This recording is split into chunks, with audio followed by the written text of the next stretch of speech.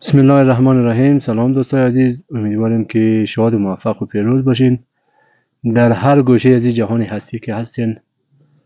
در کنار فامیلتان خوش خرم باشین. دوستای عزیز، ما اینجا می پرشال ملشال را زدیم، دیوال را کاگیل میخوایم کنیم دیگه. خواستیم ماتیز یا جان اینجا هسته، خواستیم برادر یک آهنگ میخوانه بخش شما دیگه. شاد موفق پیروز باشین.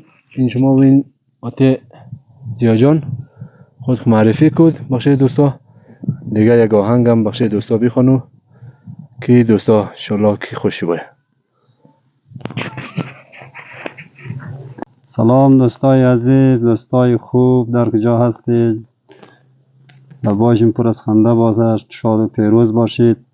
من محمد علی حسینی ام از ولایت غزنی ولسوالی مالستان. برای شما یک آهنگ میخوانم، امیدوارم که لذت ببرید. آخ کبوگش کارماری از گودر ما، آخر موگی ما سوزی دیده ما، آخر موگی ما سوزی دیده ما. توفان خور ما شکود بل ما، نبینگرون نبوسوزم دیده ما، نبینگرون نبوسوزم دیده ما.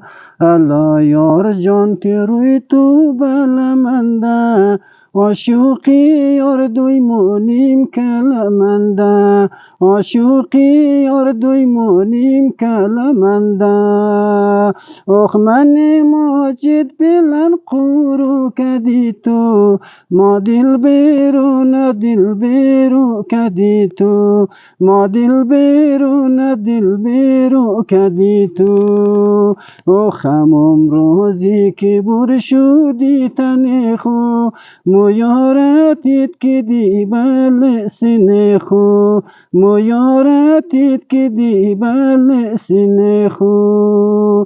اخ پدری کاری یا شوقی رنالت، ناجور بودم یک راتامو کدی تو، ناجور بودم یک راتامو کدی تو. دست در نکنه. یک جهان تشکر از آقای حسینی که واقعا آهنگای خوبی خوان. امیدواریم شما بیننده های عزیز که این آهنگ رو گوش میدید لذت ببرید. شاد و موفق پیروز باشید. به امیدی ویدیوهای بعدی از ما باشید که انشالله ویدیوهای بعدی هم میسازیم. ما لایک و سابسکرایب یادتون نره. موفق باشین. الله یار و مددگارتون.